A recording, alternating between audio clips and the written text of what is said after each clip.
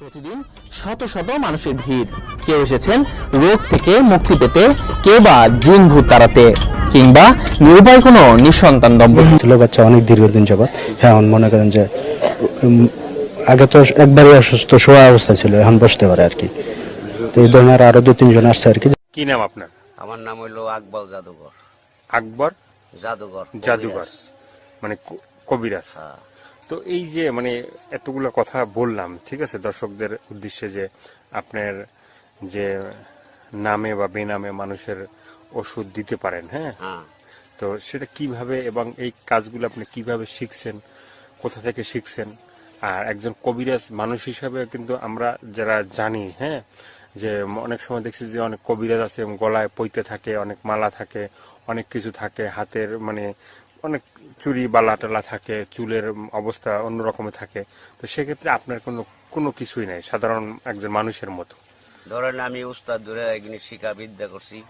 আমি কোনো খারাপ কোনো লোক না, আবল তাবল ভালোবাসি না। আমি যাহা চিকিৎসা করি সঠিকভাবে চিকিৎসা করি।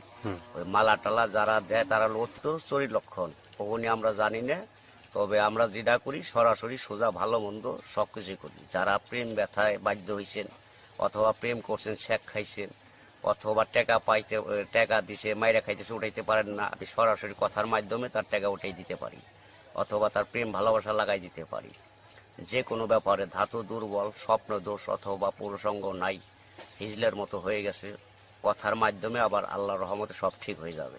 আমি কোনো খারাপ না, কোনো বন্ড না। যদি কেউ মনোপ্রাণে বিশ্বাস হয়, প্রবাসী ভাইয়েরা যে যেখানেই থাকেন, যদি ভালো লাগে কথা দিয়ে শুই না, তাহলে যোগাযোগ করবেন, আমি নাম্বার দিব। যোগাযোগ করলে আল্লাহর রহমতে যদি বিশ্বাস করেন, তাহলে আপনাদের বিশ্বাসের মাধ্যমে আল্লাহ তাআলা কাজ করতে পারে।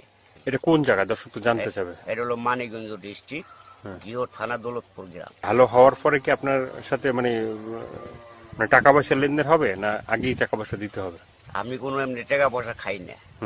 সে যদি ওষুধের মাধ্যমে, আমি কথার মাধ্যমে করি, চালান করি, ওই ওষুধে কিছু টাকা লাগবে, ওইটা দিলে আমি নামের পর চালান করে কাজটা সমাধান করে দিতে পারবো।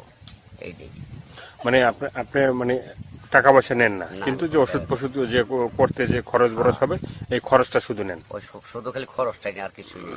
কাজ হওয়ার পরে যদি সে খুশি হয়ে কিছু দেয়, তাহলে দিব, না দিলে নাই, চাই নেই না।